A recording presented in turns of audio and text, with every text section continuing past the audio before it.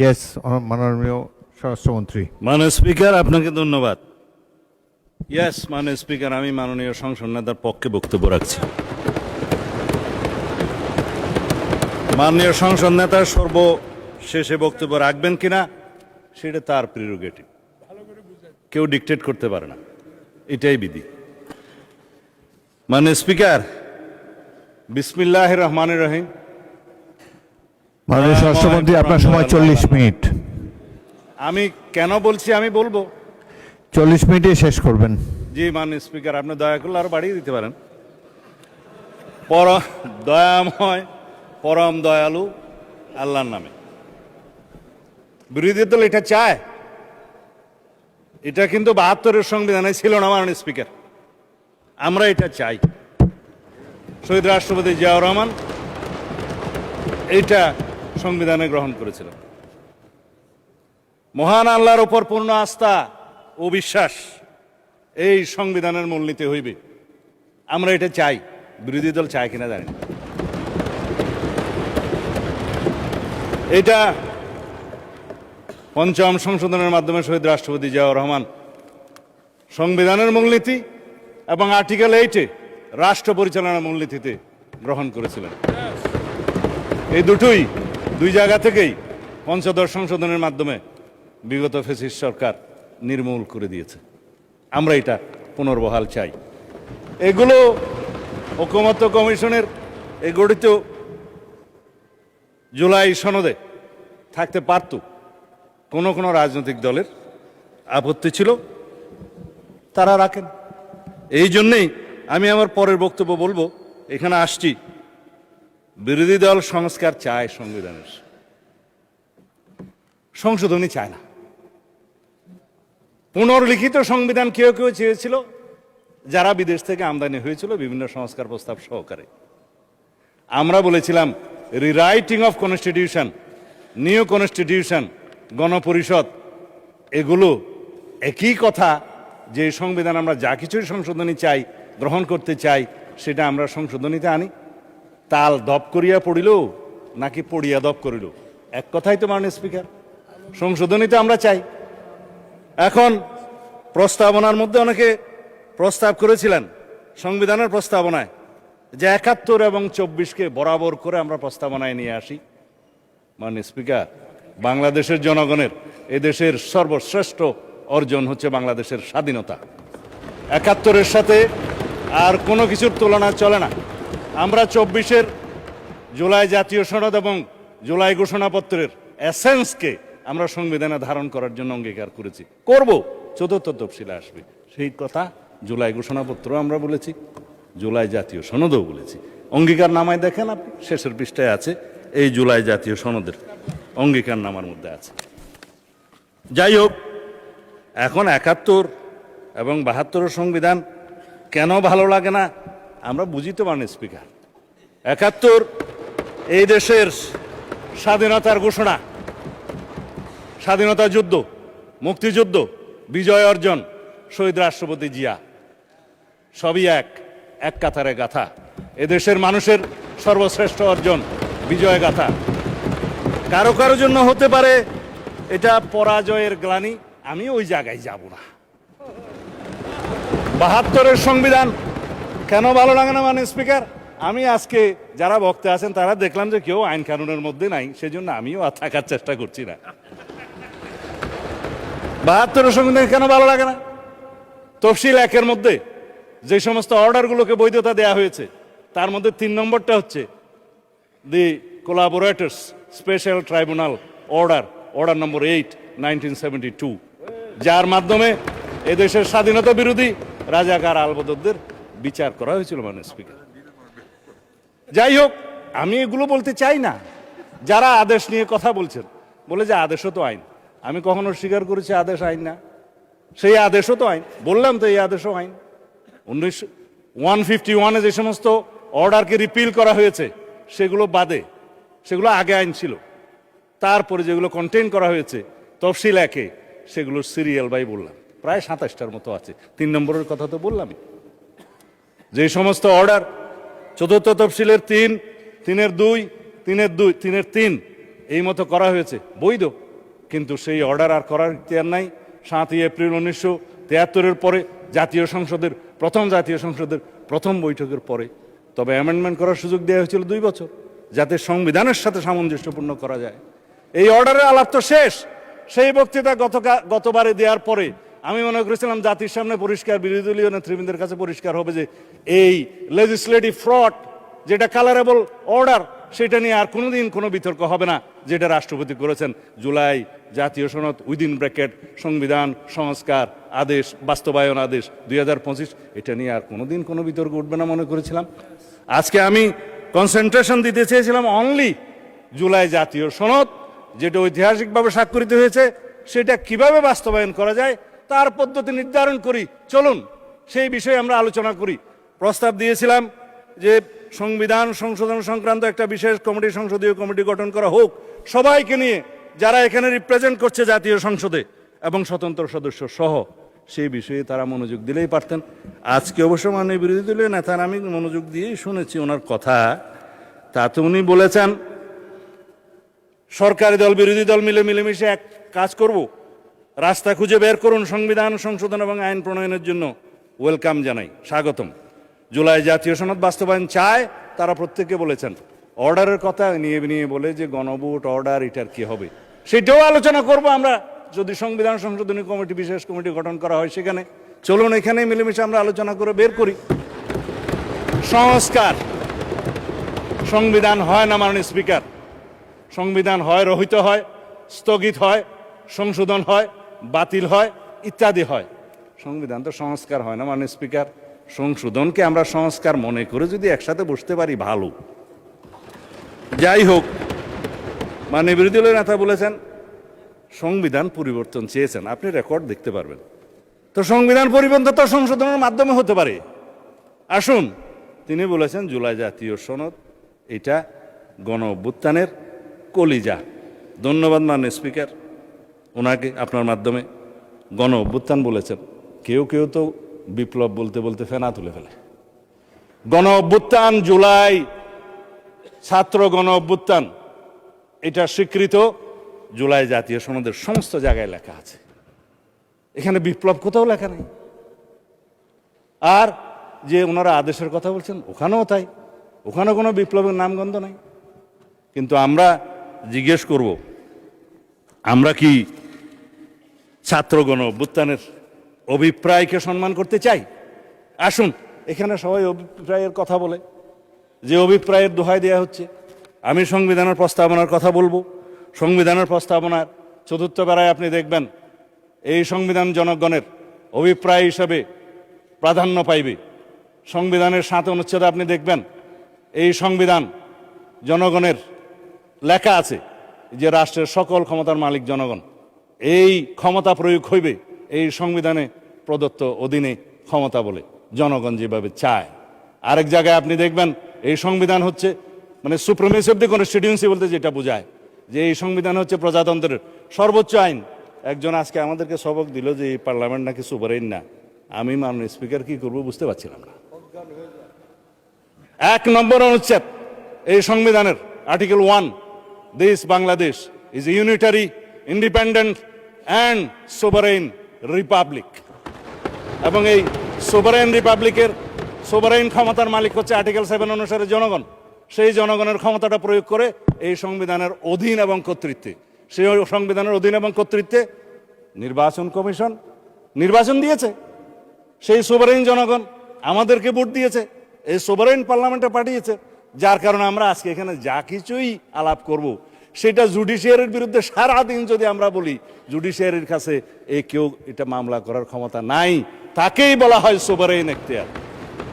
এখন এই সোভারেইনটিকে যদি এক্সপ্লেন করার জন্য এখানে মাস্টারি করতে হয়, প্রফেসরি করতে হয়, মাননীয় স্পিকার আইন কখন প্রণয়ন করবো আর কখন ভাষণ দেবো। যাই হোক, এটাতে আমি আর যেতে চাই না। দেশনেত্রী বেগম খালেদা জিয়া কবরে প্রশান্তিতে শুয়ে আছেন। তিনি বলেছিলেন, আমি অনেকের সাথে কন্ট্রাডিক্ট করে বলছি, এই সংবিধান ছুঁড়ে ফেলে দেয়া হবে যদি জনগণের সরকার প্রতিষ্ঠা হয়। এটা একটা মেটাফোর, পলিটিক্যাল রূপক মেটাফোর।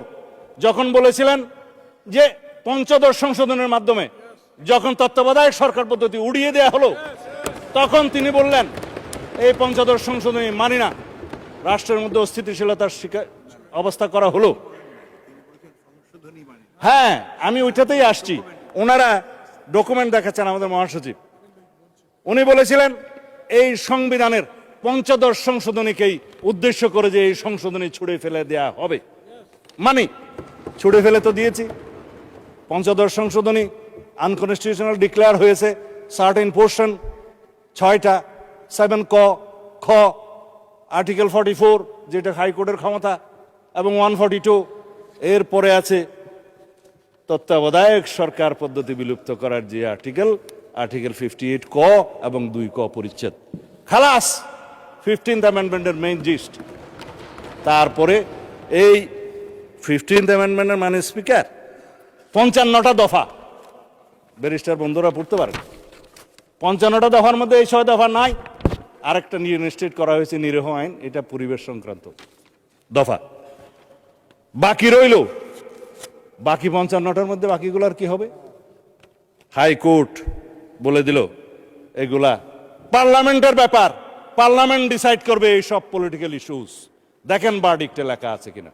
এই সেই পার্লামেন্ট যেখানে পঞ্চদশ সংশোধনের বাকি ইস্যুগুলোকে আমরা নাই করে দেব। কারণ যিনি রিড করেছিলেন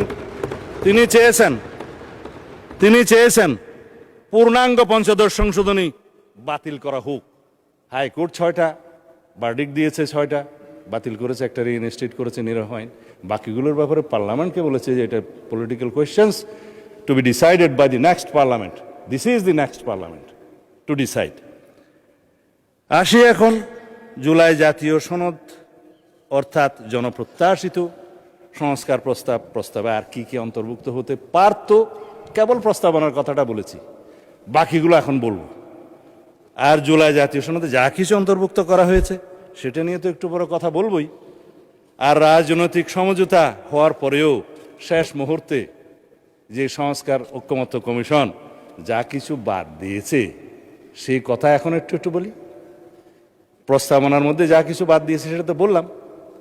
রাষ্ট্র পরিচালনা মূলনীতি হিসাবে যেটা বললাম, মহান আল্লাহর উপর আস্থা এবং বিশ্বাস, পূর্ণ আস্থা এবং বিশ্বাস, ঐকমত্য হয়েছিল, লেখা হয় নাই সনদে। তারপরে মরহুম শেখ মুজিবুর রহমানের ছবি সংক্রান্ত যে অনুচ্ছেদ পঞ্চদশ সংশোধনীতে অন্তর্ভুক্ত করা হলো, আজকে এখানে অনেকে বক্তব্য দিলেন যে তাহলে তো ছবি টানাতে হয়। ছবি না টানানোর জন্যই তো এই সংশোধনীগুলো গ্রহণ করার জন্য বলছি। সম্মত হয়েছিলাম আমরা, ঐকমত্য হয়েছিল বিরোধী এবং আমরা সবাই মিলে যারা আলোচনা করেছি। 33টা দল ছিল ওখানে। চিঠিও দেয়া হলো আমাদেরকে যে আপনারা এই দফা চান কিনা। আমরা বললাম সংস্কার প্রস্তাবের পক্ষে, আলোচনায় তো আমরা একমত হয়েছিলাম, আবার চিঠি কেন? সেই চিঠি সই করে আবার তাদেরকে দিয়েছি, হ্যাঁ একমত, কিন্তু সনদ অন্তর্ভুক্ত করা হলো না মাননীয় স্পিকার। আর একটা সম্মত হয়েছিলাম তফসিল, পঞ্চদশ সংশোধনের মাধ্যমে সংবিধানে 3টা তফসিল সংযুক্ত করা হয়েছে, 5ম, 6ষ্ঠ এবং 7ম। যে এইখানে একজন ভদ্রলোক নাকি স্বাধীনতার ঘোষণা দিয়েছিলেন বলে এখানে একটা দেয়া হলো, আমি নাম নিতে চাই না। হলো তফসিল, বলা হলো একজন 7ই মার্চের ভাষণ দিয়েছে, সংবিধানে অন্তর্ভুক্ত করা হলো। রচনা, লিটারেচার আর্কাইভে থাকতে পারতো, সংবিধানে নিয়ে আসলো।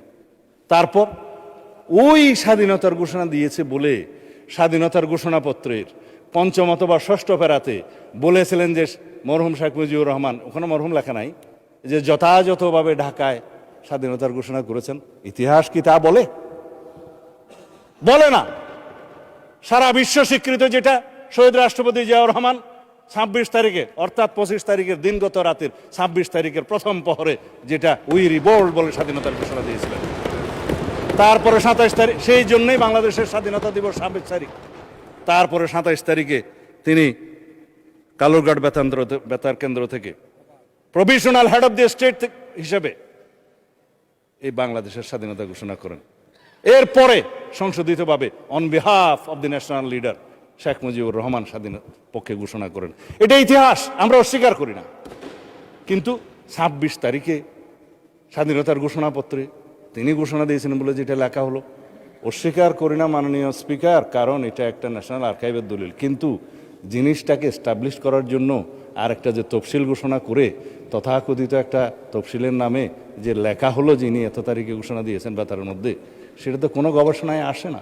সেই জন্য 5, 6 এবং 7 এই 3টা তফসিল বিলুপ্তির জন্য এই ঐক্যমত্য কমিশনের প্রস্তাব, সংবিধান সংস্কার কমিশনের প্রস্তাব ছিল, আর না হলে এখানে সবাই সাক্ষী দিতে পারেন, আমরা একমত হয়েছিলাম। কিন্তু যেদিন স্বাক্ষর করব সেদিন দেখা গেল নাই একটা তফসিল, 7ম তফসিলটা নাই। জুলাই স্বাধীনতার জুলাই ঘোষণাপত্রের সনদে সবাই স্বাক্ষর করেছে, মাননীয় স্পিকার, এখানে যারা যারা রিপ্রেজেন্ট করছে। তবে এনসিপি নির্বাচনের পরে করেছে, বাকিরা আগে করেছে। স্বাক্ষর তো করেছেন, সেই স্বাক্ষরিত জুলাই জাতীয় সনদে অবশ্যই নোট অফ ডিসেন্টগুলো দেখে শুনেই করেছেন। সুতরাং এখানে এগুলো নিয়ে অস্বীকার করার তো কিছু নাই। এখন নোট অফ ডিসেন্টের ভাষা কি হবে সেটা নিয়েই তো হয়েছে। এই যে আমাদের ইশতেহার, একটা ইশতেহারের কপি আনছিলাম এখানে, ইশতেহারের মধ্যে বলা আছে যে যারা নির্বাচনী ইশতেহারে সেই সমস্ত নোট অফ ডিসেন্ট উল্লেখ করে জনগণের ম্যান্ডেট প্রাপ্ত হবে, তারা সেই মতে বাস্তবায়ন করিতে পারিবে। এই ইশতেহার বিএনপি নির্বাচনী ইশতেহার আমরা করেছি, স্বাক্ষরিত জুলাই জাতীয় সনদের ভিত্তিতে নির্ধারিত হইবে। সুতরাং জনগণ এখানে 51% ভোট দিয়েছে। আমরা তো বলেছি উচ্চকক্ষের বিষয়ে আমি এখন বলবো না, মানে স্পিকার, উচ্চকক্ষের বিষয়ে আমরা এখানে বলেও দিছি 100 সদস্য বিশিষ্ট উচ্চকক্ষ প্রবর্তন করা হইবে। রাজনৈতিক দলসমূহ নিম্ন কক্ষের অর্জিত আসন সংখ্যার আনুপাতিক হারে উচ্চকক্ষে প্রতিনিধিত্ব করিবে। এই সেই ইশতেহার। আমরা তো ম্যান্ডেট পেয়েছি, এটা কনস্টিটিউশনাল ভোট। তারপরে আসে গণভোটের রায়, কেন মানবে না? অবশ্যই মানবে। গণভোটের ভোটটা তো একটা কালারেবল লেজিসলেশন, একটা যে লেজিসলেশনকে বলা হয় ফ্রড অন দি কনস্টিটিউশন, যে লেজিসলেশন করার ক্ষমতা প্রেসিডেন্টের ছিল না, সেটা পই পই করে বলেছি, সেটার উপরে গণভোট হয়েছে। তারপরও 4টার মধ্যে 3.5 প্রশ্নের মধ্যে আসি তো, যেটা আমাদেরকে জাতীয় প্রতারণার দলিল হিসেবে জোরপূর্বক এখানে ইম্পোজ করা হয়েছে, আমাদের উপর আরোপ করা হয়েছে, শুধু সেইটুকু প্রশ্নের কথা বলেছিলাম। আমি বলেছিলাম সেই জুলাই আদেশটা, একটাকে আমি নাম দিচ্ছি জুলাই আদেশ, আর এটা হচ্ছে জুলাই সনদ। এই জুলাই আদেশের যে এতগুলো পৃষ্ঠা আছে, আমি বলেছিলাম যে আমার পড়তে লেগেছিল 3 ঘন্টা, জনগণ কয় ঘন্টা পরে এটার উপরে হা না ভোট দিয়েছে জানা নেই। 4টা প্রশ্ন দিল, আইনমন্ত্রীটি কি বলেছেন, 4টা প্রশ্নের একটা তফসিলে গিয়ে দেখা যায় সেখানে কোনো প্রপোর্শনের কথা বলা নাই দফা 17-তে। তার মানে এটি এনেদার ফ্রড। সুতরাং এই গুজামেল দিয়ে একটা জনগণকে গণভোট দিতে বাধ্য করছে। আমরা তো মানবো। আসুন সেই আলাপগুলো আমরা সংবিধান সংশোধন কমিটিতে এসে করি, কোনটা কি করা যাবে। আপনারা সংস্কার বলছেন, আমরা বলছি সংশোধন। ঠিক আছে, আপনারা মনে মনে খুশি থাকলে অসুবিধা নেই সংস্কার নিয়ে, কিন্তু সংবিধান তো অ্যামেন্ডেড হবে, সংশোধিত হবে, এই সংসদেই হবে, এই জাতীয় সংসদেই হবে। অবশ্য যারা বিদেশ থেকে এসেছিলেন সংস্কার কমিশনে, তারা একটা আইডিয়া নিয়ে এসেছিলেন, মাননীয় স্পিকার, সেটা হচ্ছে ন্যাশনাল কনস্টিটিউশনাল কাউন্সিল, এনসিসি, জাতীয় সাংবিধানিক কাউন্সিল। যে ক্ষমতা তাকে দেয়া হয়েছিল, দেশে আর এক্সিকিউটিভ ব্রাঞ্চের দরকার ছিল না, প্রধানমন্ত্রীর কোনো ক্ষমতা নাই, সব সেই কাউন্সিলই করবে। আমরা অতঃপর বিতর্ক করে সেটা বের করে দিলাম। তারপরে বলল যে সাংবিধানিক যে সমস্ত নিয়োগ হবে সেখানে আলাপ করেন। আমরা বললাম নির্বাচন কমিশনের গঠন প্রণালী সম্পর্কে আমরা একমত, সাংবিধানিকভাবে সংবিধানে আনবে বিরোধী দল, সরকারি দল, মাননীয় স্পিকারের নেতৃত্বে, এবং একটা নিউট্রাল কমিটি করে সেটা করা হবে, আমাদেরই প্রস্তাব। এগুলো বাদে বলছি বাকি যে সমস্ত অর্গানাইজেশনের কথা বলছেন সংস্থা সাংবিধানিক, এগুলো আইন প্রণয়নের মাধ্যমে করা হোক, আমরা দ্বিমত করি নাই। তারা আপার হাউসের মধ্যে সংবিধান সংশোধনে নিয়ে যেতে চায়। আমরা বললাম আপার হাউস পৃথিবীর যে সমস্ত দেশে, উন্নত দেশে আছে, যেমন United states of America, senate, সেখানে 50টা অঙ্গরাজ্যে তাদের স্টেটের মধ্যে সরাসরি ভোটে সিনেটর নিযুক্ত হয়, তাদের ক্ষমতা থাকে, সাংবিধানিক ক্ষমতা থাকে, কমিটির ক্ষমতা থাকে, লেজিসলেশনের ক্ষমতা থাকে। আমরা পার্শ্ববর্তী দেশ ইন্ডিয়ার কথা জানি, council of states, Indian constitution article 80, তারা বলছে যে it is council of states, যেটা রাজ্যসভা নামে পরিচিত, তারা সরাসরি ভোটে নির্বাচিত নন, তাদের লেজিসলেশনের ক্ষমতা ইনডাইরেক্টলি দেয়া হয়, লোয়ার হাউসের মধ্যে আসে, আপার হাউস থেকে প্রস্তাব আসে। কিন্তু লোয়ার হাউসে যারা ডাইরেক্টলি নির্বাচিত, তাদেরই ক্ষমতা হচ্ছে চূড়ান্ত। মানে স্পিকার, একটা অনির্বাচিত বডি যেখানে জনগণ সরাসরি তাদের সার্বভৌম ক্ষমতা দেয়নি, সেখানে সার্বভৌম পার্লামেন্টের ক্ষমতাকে খর্ব করে আপনি সংবিধানের যেটা চূড়ান্ত আইন, রাষ্ট্রের সর্বোচ্চ আইন, সেটা সংশোধন করতে দিবেন, এটা ন্যায্য নয়। আমরা একমত হইনি। সেই প্রশ্নটাও গণভোটের মধ্যে কেন দিতে হলো? যাই হোক, এখন আমি সেই আলাপে যাব না। আমি শুধু অনেক কথাই এখানে বলে ফেলেছি। জনগণের অভিপ্রায়ের চূড়ান্ত অভিব্যক্তি রূপে সংবিধান হচ্ছে চূড়ান্ত আইন।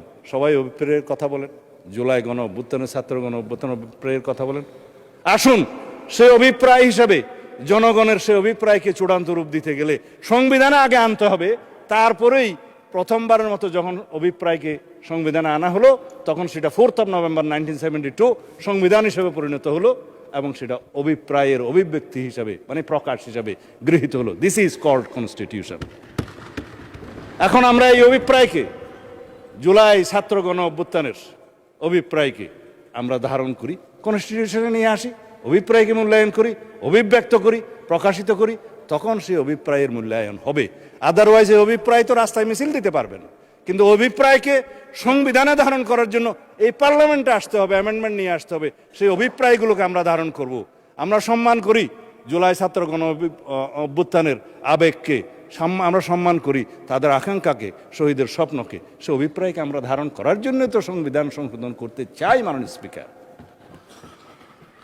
যাই হোক, এখন যারা শহীদ রাষ্ট্রপতি জিয়াউর রহমানের 5ম সংশোধনী কথা বললেন, 2 লাইন না বললে রেকর্ডে থেকে যাবে, সেই জন্যই বলি। 5ম সংশোধনী যেভাবে উড়িয়ে দেওয়া হয়েছে, একইভাবে 3য় সংশোধনী তত্ত্বাবধায়ক সরকার বিল উড়িয়ে দেওয়া হয়েছিল। আমি বলি ইনজাস্টিস খায়রুল হক, সরি, এটা unconstitutional word, I would draw. এই জাস্টিস খায়রুল হক 3য় সংশোধনী উড়িয়ে দিলেন এবং কিছু অবজারভেশন দিলেন যে পার্লামেন্ট মে কনসিডার বলে, শ্যাল বলতে পারে না, যেহেতু judiciary cannot dictate the sovereign parliament. এইখানে again sovereignty of the parliament প্রমাণিত।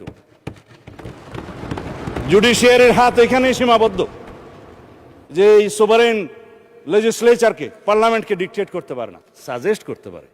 এবং এখানকার পাশকৃত যে কোনো অ্যামেন্ডমেন্ট, আইন, সংবিধান হোক আর যাই হোক, ইন্টারপ্রিট করতে পারে একজন ব্যারিস্টার সদস্য বলেছেন। হ্যাঁ, supreme court is the guardian of the constitution, interpret করতে পারে কনস্টিটিউশনের। এবং ইন্টারপ্রিটের পরে যদি মনে হয় যে এটা তাদের বিবেচনায় আনকনস্টিটিউশনাল কোনো বিধান, ডিক্লেয়ার করতে পারে আল্টা বায়াস দ্য কনস্টিটিউশন, এবং নাল অ্যান্ড ভয়েড যাই হোক, যেই ভাষাই হোক, করতে পারে। ওইখানেই সীমাবদ্ধ। কিন্তু পার্লামেন্ট সেইটার অনুবলে তারা বলতে পারে না যে পার্লামেন্টকে এই এনাক্টমেন্ট নিতে হবে। আমাদেরকে এখনো সেই জন্য বলি, তত্ত্বাবধায়ক সরকার বিল আমাদেরকে এখানে গ্রহণ করতে হবে, মাননীয় স্পিকার। 3য় সংশোধন বিলের মাধ্যমে জাজমেন্টকে তো তাই বলতে হবে, জুডিশিয়ারিকে তাই বলতে হবে। 3য় সংশোধনীকে যে আনকনস্টিটিউশনাল ডিক্লেয়ার করলো, সেইটাকে আবার রিভিউতে বলা হলো নো, 3য় সংশোধনী লেজিটিমেট এনাক্টমেন্ট। কিন্তু সেটা যেহেতু এটাকে বলা হয়, এটা doctrine of eclipse, doctrine of eclipse অনুসারে সেটা রিইনস্টেট হয়েছে, চন্দ্রগ্রহণ চলে গিয়েছে। কিন্তু তারপরেও এই পার্লামেন্টকে তত্ত্বাবধায়ক সরকার পদ্ধতির বিল আবার আনতে হবে, সংশোধনীর মাধ্যমে নিয়ে আসতে হবে। আমরা তত্ত্বাবধায়ক সরকার পদ্ধতি বহাল করার জন্য দীর্ঘ 17 বছর সংগ্রাম করেছি, রক্ত দিয়েছি। এই তত্ত্বাবধায়ক সরকার ব্যবস্থা পুনর্বহালের জন্য দেশনেত্রী বেগম খালেদা জিয়া শেষ মুহূর্ত পর্যন্ত জীবনের চেষ্টা করেছেন। তিনি শান্তিতে শুয়ে আছেন, কারণ 3য় সংশোধনী বহাল হয়েছে, মাননীয় স্পিকার। আর 5ম সংশোধনী, যেটা ফ্যাসিস্ট শেখ হাসিনা এখানে অগণতান্ত্রিক সংশোধনী করেছিল, সেটা বাতিল হয়েছে, মাননীয় স্পিকার। পূর্ণাঙ্গ বাতিল হয়নি, আপিল হয়েছে আপিলের ডিভিশনে। হাইকোর্ট যেটুকু বাতিল করেছে, বাকিগুলো ওখানে করবে। কিন্তু আমি বলি কি, মাননীয় স্পিকার, সেইটার আর প্রয়োজন নাই। এই পার্লামেন্ট যথেষ্ট 5ম সংশোধনীর 55 দফার সকল বিধান এখানেই আমরা বিলুপ্ত করে দিতে পারবো, যদি আমরা সবাই এগ্রিড হই। জুডিশিয়ারির প্রয়োজন নেই। এখানেই হচ্ছে সুভারেনিটি অফ দি পার্লামেন্ট। আমি এখনো আপনার ইয়ের মধ্যে আসি নাই, মাননীয় স্পিকার, কি বলে, জুলাই সনদে আসি নাই। সময় কতক্ষণ আছে আমি অবশ্য জানি না। এখানে জুলাই সনদের মধ্যে এখন দফাওয়ারি আলোচনা করতে চেয়েছিলাম। সবাই তো রাজনৈতিক বক্তব্য দিয়েছে, সেই জন্য আমিও একটু অনুপ্রাণিত হয়ে পয়লা রাজনৈতিক বক্তব্য দিয়ে দিলাম, মাননীয় স্পিকার। কথা তো বলার কথা, দফা অনুসারে জুলাই জাতীয় সনদের যেটা প্রণয়নের সাথে আমি দীর্ঘদিন জড়িত ছিলাম, কাজ করেছি সেইটার মধ্যে কিভাবে এরা ড্রাস্টিক মানে সার্জিক্যাল কি যেন ড্রাস্টিক সার্জারি করেছে সেটাও দেখতে হবে। আমি সার্জিক্যাল অপারেশন করেছি সেটা দেখতে হবে। আমরা 33টা রাজনৈতিক দল এই আলোচনায় অংশগ্রহণ করেছিলাম। তার মধ্যে পার্লামেন্টে যারা এসছে তাদের সংখ্যা 8টা। ইসলামী আন্দোলন বাংলাদেশ, খেলাফত মজলিস, গণ অধিকার পরিষদ, গণসংহতি আন্দোলন, এনসিপি, বাংলাদেশ খেলাফত মজলিস, বিএনপি এবং জামাত ইসলামী। এখানে সিরিয়াল নাম্বার দেয়া আছে, আমি নোট করে রেখেছি কার সিরিয়াল নাম্বার কত। তবে আমাদেরটা 21, জামাত ইসলামেরটা 22। যে সমস্ত নোট অফ ডিসেন্ট দিয়েছে আপনি 21-22 দেখলে দেখবেন, আর এনসিপিটা হচ্ছে আপনার 14। এইভাবে সিরিয়াল সবগুলো বলতে গেলে সময় লাগবে। কিন্তু এখন আমি দফাওয়ারি যদি যাই, মাননীয় স্পিকার, কথা অনেকগুলো বলে ফেলেছি, জবাবও অনেকগুলো দিয়ে দিয়েছি, সংক্ষিপ্ত আলোচনাই করতে পারবো, অসুবিধা নাই। দফা 3-এর মধ্যে এইখানে প্রথম দফাতে ঐক্যমত উপনীত হওয়া বিষয়সমূহ সংবিধান সংশোধন সাপেক্ষে বলা আছে। আইনমন্ত্রী বলেছে 47টা দফা আছে ওর মধ্যে, আরও দফা থাকতে পারত যেগুলো তারা ঐক্যমত হওয়ার পরেও ইনক্লুড না করে একটা ষড়যন্ত্র করেছে আমি বলবো। কিন্তু আর যেগুলো ঐক্যমত হয় নাই সেরকমও কোনো বিষয় বাদ দিয়েছে, যেমন তফসিল। এখন বলেছে সংবিধান সংশোধন সংক্রান্ত দফা 3, যে দফাগুলো নিয়ে শুধু আলোচনা করা দরকার, সংক্ষিপ্ত আলোচনা শুধু ওখানেই করব, বাকি দফাগুলো ছেড়ে দেবো মাননীয় স্পিকার। এখানে সংবিধান সংশোধনের বিষয়টা উচ্চ কক্ষে নিয়ে যাওয়ার বিষয়টা হয়েছে, সেটা আমি ইতিমধ্যেই বলে দিয়েছি, আমি আর রিপিট করব না সময় বাঁচানোর জন্য, যে উচ্চ কক্ষে সংবিধান সংশোধনী বিল যেতে পারে না। কেন পারে না তাও বলেছে। দফা 4, সংবিধানের 7 ক এবং খ আমরা বিলুপ্তির পক্ষে, এখনো বিলুপ্তির পক্ষে। এখানে অবশ্য 3টা দল নোট অফ ডিসেন্ট দিয়েছে, আমরা না। সেটা কারা কারা দিয়েছে জানি না, তবে মেন দলের মধ্যে না, তারা পার্লামেন্টে আসে নাই বলে তাদের নাম আমি উল্লেখ করছি না। এই 7 খ এবং খ কি? ফ্যাসিস্ট আওয়ামী লীগ সরকার, ফেসিবাদী আওয়ামী লীগ সরকার বলেছিল এই সংবিধানের বিরুদ্ধে কিছু কিছু কথা বললে, যা বললে মৃত্যুদণ্ড হবে এবং সর্বোচ্চ সাজা দেওয়া হবে ইত্যাদি, রাষ্ট্রদ্রোহিতা হবে। তারপরে বলেছিল দফা খতে, আমি বিস্তারিত বলছি না, এটা অনেক আইনের ভাষা, বলেছে এই সংবিধানের 1/3 প্রস্তাবনা সহ, আর্টিকেল 8 সহ এবং জরুরি বিধান বাদে বাকি সংবিধানের 1/3 এবং তফসিল সমূহ 5, 6, 7 পরিবর্তন করতে পারবে না নেক্সট পার্লামেন্ট। পরবর্তী পার্লামেন্টের হাত পা আমরা বেঁধে দিতে পারি না এই পার্লামেন্টে কোনো আইন প্রয়োগ করে, সেটা পৃথিবীর বিধানে নাই। সুতরাং কনস্টিটিউশনের এই সমস্ত 2টা 7A and B হাইকোর্টে এই 5ম সংশোধনের বিরুদ্ধে যে রিট মামলা হয়েছে, সেখানে এটাকে নাল অ্যান্ড ভয়েড বা আনকনস্টিটিউশনাল বা আল্ট্রা ভায়োলেন্স কনস্টিটিউশন বলা হলো, এবং বলা হলো নন অ্যাস্ট, অ্যাজ ইফ এটা ছিলই না সংবিধানে। গেল, এর বিরুদ্ধে কথা আর বলবো না। সংবিধানের তফসিল সংক্রান্ত একই সাথে বলে ফেলেছি দফা 5। দফা 7 রাষ্ট্র পরিচালনার মূলনীতি, এখানে তো আমি বলেছি রাষ্ট্র পরিচালনার মূলনীতি হিসেবে সর্বশক্তিমান আল্লাহর উপরে, মহান আল্লাহর উপরে পূর্ণ আস্থা এবং বিশ্বাস, যেটা আওয়ামী লীগ উড়িয়ে দিয়েছে 5ম সংশোধনীতে, সেটা আমরা পুনর্বহাল করবো মাননীয় স্পিকার, এটাই আমাদের ঘোষণা। হ্যাঁ, তার সাথে জাতীয়তাবাদ, গণতন্ত্র, অর্থনৈতিক সামাজিক সুবিচার ইত্যাদি আছে, সমাজতন্ত্রও আছে, এবং সেটা ছিল 5ম সংশোধনীতে প্রেসিডেন্ট জিয়ার সময় যেটা নেওয়া হয়েছিল, সেটা আলোচনা করতে পারি আমরা। তারপরে সংস্কার কমিশনে একটা প্রস্তাব তারা দিয়েছিল যে সাম্য, মানবিক মর্যাদা এবং ধর্মীয় স্বাধীনতা ও সম্প্রতি উল্লেখ করা যায় কিনা। আমরা বললাম যে খুব যায়, এখানে সাম্য, মানবিক মর্যাদা এবং ধর্মীয় স্বাধীনতা ও সম্প্রীতি, এটা একটা নিরীহ প্রস্তাব এবং ভালো প্রস্তাব, আমরা এটা গ্রহণ করতে পারি মাননীয় স্পিকার। রাষ্ট্র পরিচালনার, রাষ্ট্রপতির ক্ষেত্রে রাষ্ট্রপতি নির্বাচনে আমরাই বলেছি যে উচ্চ কক্ষ গঠিত হলে উচ্চ কক্ষ এবং নিম্ন কক্ষ উভয় কক্ষের সংখ্যাগরিষ্ঠ ভোটে নিরপেক্ষভাবে রাষ্ট্রপতি নির্বাচন হবে, আমাদের প্রস্তাব, আমরা এগুলো গ্রহণ করতে পারি। এবং রাষ্ট্রপতির ক্ষমতা ও দায়িত্বের মধ্যে আমরা চেক অ্যান্ড ব্যালেন্স করতে পারি, সেটা আমাদের প্রস্তাব। এটা দফা 11। হ্যাঁ, দফা 14 নিয়ে কথা বলতে চেয়েছিলাম মাননীয় স্পিকার। আমি ধন্যবাদ জানাই আজকের সংসদ নেতা মাননীয় প্রধানমন্ত্রী জনাব তারেক রহমানকে। তিনি সরাসরি নির্দেশনা দিয়েছিলেন প্রধানমন্ত্রীর মেয়াদ 10 বছরের বেশি হতে পারবে না। যদিও গভর্নমেন্ট ইন ওয়েটিং হিসাবে তিনি জানতেন বাংলাদেশের জনগণ, দেশনেত্রী বেগম খালেদা জিয়া তখন জীবিত, হয় তাকে অথবা কোনো কিছু হলে তারও বর্তমানে আমাদের নেতা জনাব তারেক রহমানকে প্রধানমন্ত্রী এই দেশের মানুষ বানাবেন। জেনে শুনেও তিনি বলেছেন নো, 10 বছরের বেশি কোনো প্রধানমন্ত্রীর মেয়াদ হতে পারবে না, যত মেয়াদেই হোক যতবারই হোক সংবিধান সংশোধন করেন। আমি প্রস্তাব দিয়েছিলাম ঐক্যমত্য কমিশনে, সবাই রাজি হয়েছে, কোনো নোট অফ ডিসেন্ট নাই। কেননা আমরা চাই না ব্যক্তিতান্ত্রিক স্বৈরতান্ত্রিকতা, দলতান্ত্রিক স্বৈরতান্ত্রিকতা, এখন আয়কতান্ত্রিক রাষ্ট্র ব্যবস্থা বা একদলীয় রাষ্ট্র ব্যবস্থার এবং পার্লামেন্টারি স্বৈরাচারের কোনোদিন আর উৎপাত না হোক, উৎপত্তি না হোক, এখানেই শেষ। সেটাকে আপনারা প্রশংসা করবেন না, আমি মনে করছিলাম বিরোধী দল থেকে হাততালি পাবো।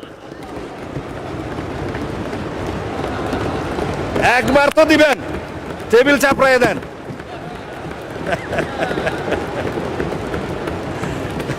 আচ্ছা, আমার সময় চলে যাচ্ছে, মানে স্পিকার আপনি একটু খেয়াল রাখবেন। প্রধানমন্ত্রী একই সাথে লিডার অফ দি হাউস হতে পারবেন কি পারবেন না প্রশ্ন উঠছে, দলীয় প্রধান হতে পারবে কি পারবে না প্রশ্ন উঠছে। দফা 15 এই জুলাই জাতীয় সনদের এখানে কিছু কিছু নোট অফ ডিসেন্ট দিয়েছে। তো এখানে আমার মনে হয় আমরা যেটা দিয়েছি যে প্রধানমন্ত্রী ট্রেডিশন মাফিক, এটা decorative, leader of the house, এটা কোনো মন্ত্রিত্ব না, হাউসকে লিড করতে হয়, ডিসিশন দিতে হয়, সেটা থাকতে পারে। জামাত ইসলামের বন্ধুরা বলছিলেন হ্যাঁ এটা বোধহয় থাকা যায়, তবে দলীয় প্রধান বোধহয়, আমরা বললাম যে দলীয় প্রধান থাকলে পৃথিবীর বিভিন্ন দেশে ডেমোক্রেটিক প্র্যাকটিস, শুধুমাত্র দলীয় প্রধান হওয়ার কারণে কি তার প্রধানমন্ত্রিত্ব হওয়াটা হরণ করা যায়? সেটা তার ডেমোক্রেটিক রাইট। সুতরাং আমরা বলেছি দলীয় প্রধান প্রধানমন্ত্রী হবেন কি হবেন না সেইটা তার রাইট, তার ডেমোক্রেসির উপর, গণতান্ত্রিক অধিকারের উপর হস্তক্ষেপ করা যাবে না। সুতরাং আমরা নোট অফ ডিসেন্ট দিয়েছি। আশা করি আপনারা হাততালি না দিলেও মোটামুটি সম্মত থাকবেন। যাই হোক, তারপরে তত্ত্বাবধায়ক সরকার ব্যবস্থার মধ্যে 21টা দফা আছে, মানে স্পিকার দফা নম্বর 16। এখানে এই 21টা দফার মধ্যে আমরা তো সবাই বললাম তত্ত্বাবধায়ক সরকার পদ্ধতি আমরা গ্রহণ করতে চাই। এই জন্যই দীর্ঘ 17 বছর আমরা আন্দোলন সংগ্রাম করেছি, রক্ত দিয়েছি, জীবন দিয়েছি। কিন্তু গঠন প্রণালী নিয়ে 2-1টা দফায় বিরোধী দলীয় বন্ধুদের সাথে আমাদের একটু আলোচনা প্রয়োজন। আমরা বলেছি সবাই মিলে তত্ত্বাবধায়ক সরকার পদ্ধতি আমরা গঠন করব, কিন্তু রাষ্ট্রপতি যে লাস্ট অপশন আছে, রাষ্ট্রপতিকে আমরা তত্ত্বাবধায়ক সরকারের প্রধান উপদেষ্টা হওয়ার আর সুযোগ দিতে চাই না, আমাদের প্রস্তাব। কিন্তু সর্বশেষ পদ্ধতি হিসাবে জুডিশিয়ারিকে বাদ রেখে আর কোনো বিকল্প প্রস্তাব আমরা নিতে পারি কি না সেটা আমরা জাতীয় সংসদে আলাপ আলোচনার মধ্য দিয়ে বের করব। এখানে ওনারা একটা ভোটিং ব্যবস্থা করতে বলেছিলেন, এটাকে কি একটা যেন বুট বলা, আমি ভুলে গেছি, হ্যাঁ কি একটা বুট যেন বলেছিল এটা আর কি, হ্যাঁ র্যাঙ্ক চয়েস বুট। আমরা যে র্যাঙ্ক চয়েস বুটের মধ্যেও গাফলতি আছে। সুতরাং আমরা জাতীয় সংসদে এই বিষয়টা আলোচনা করি, একটা বিষয় আমরা বের করতে পারবো, সেই জন্য নোট অফ ডিসেন্ট দেওয়া হয়েছে। তত্ত্বাবধায়ক নিয়ে কোনো কারো দ্বিমত নাই।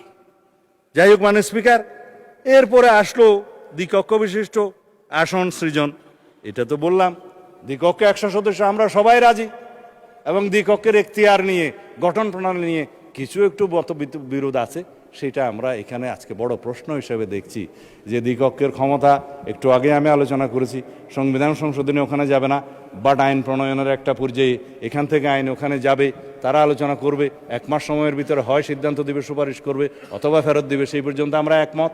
কিন্তু সংবিধান সংশোধনের বিষয়ে আমরা উচ্চকক্ষের এখতিয়ার রাখতে চাই না।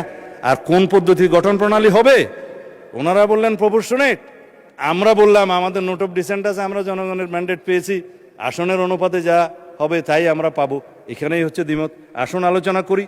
তারপরে আসলো মাননীয় স্পিকার নারী সদস্যের বিষয়ে।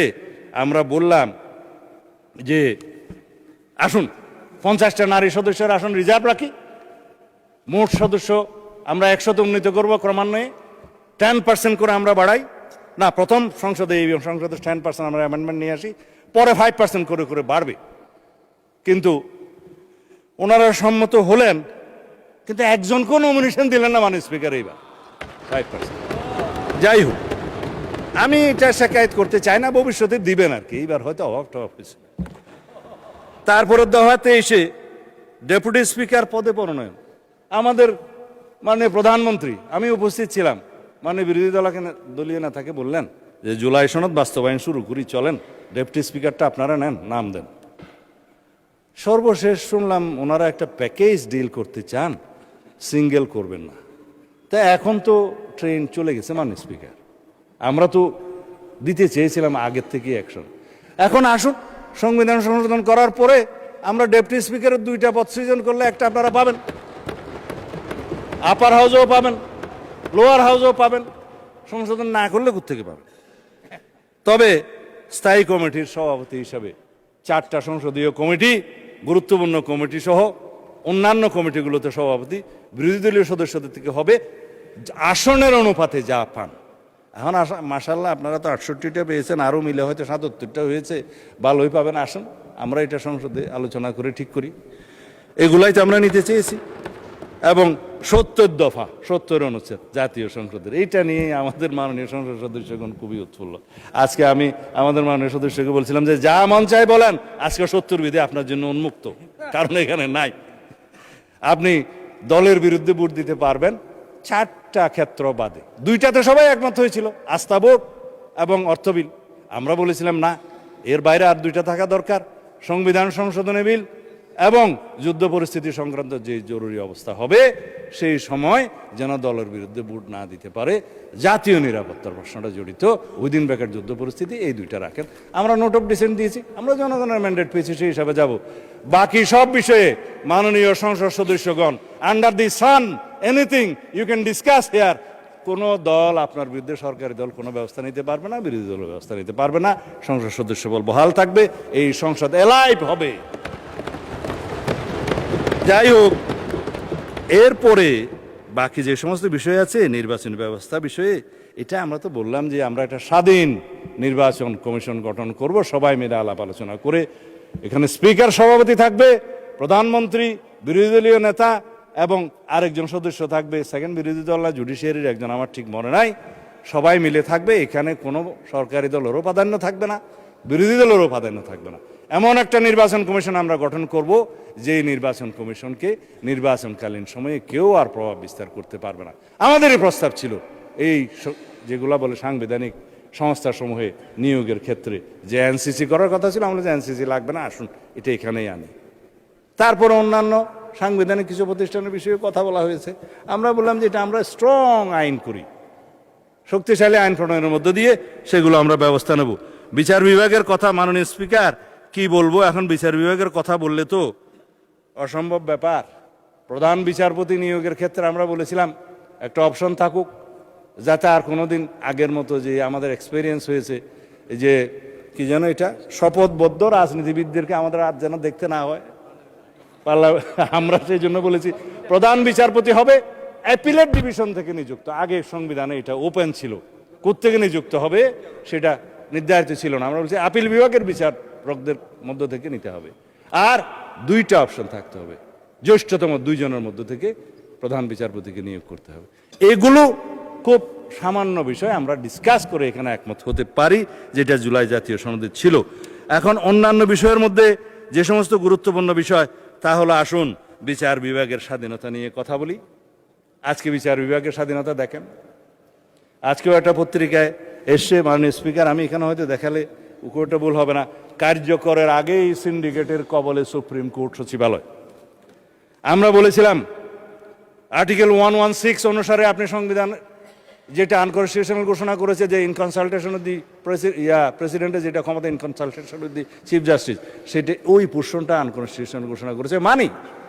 কিন্তু আপনি সুপ্রিম কোর্টের সচিবালয় অধ্যাদেশটা করলেন, কারোর সাথেই আলাপ আলোচনা করলেন না।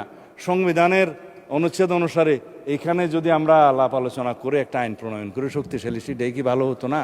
এটাকে আমরা সংবিধানেই রাখতে হবে। আর বলা হলো যে সুপ্রিম কোর্ট না হাইকোর্ট জাজেস অ্যাপয়েন্টমেন্ট অর্ডিন্যান্স নিজেই আর্টিকেল 95 এবং 98 ভায়োলেশন করে বসে আছে।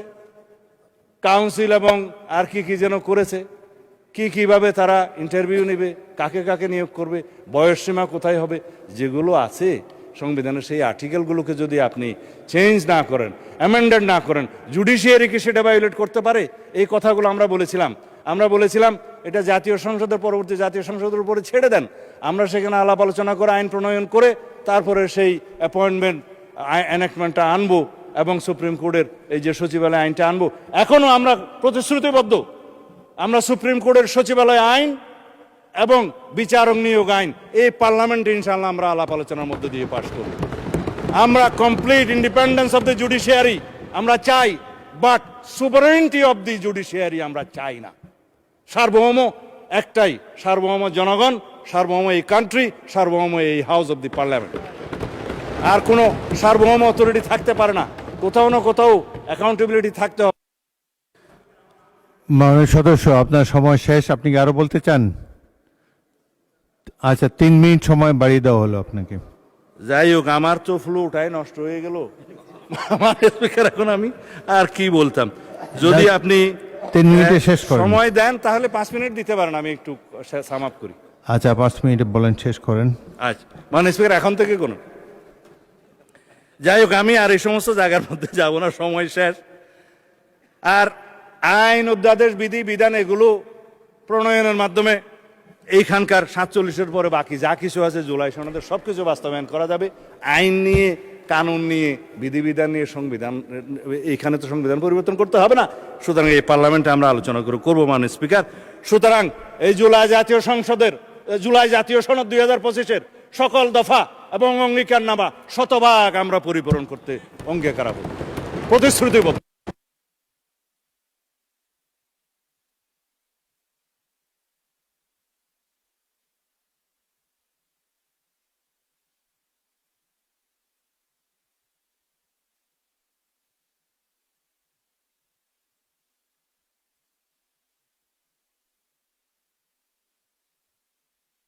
চলে গেছে,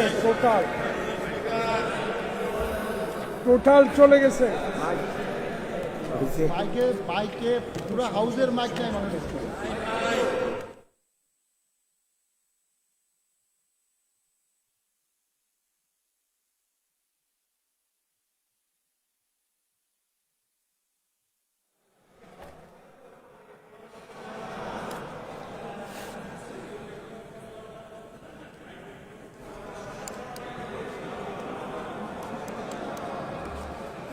মাননীয় মন্ত্রী, আমার মাইকও বিভ্রাটের শিকার। আপনি তো মোটামুটি বলেছেন। এখন রাত 9:30 বাজে। আপনার কি কোনো কথা বাকি আছে এখন? আমার তো মনে হয় you have covered all the points.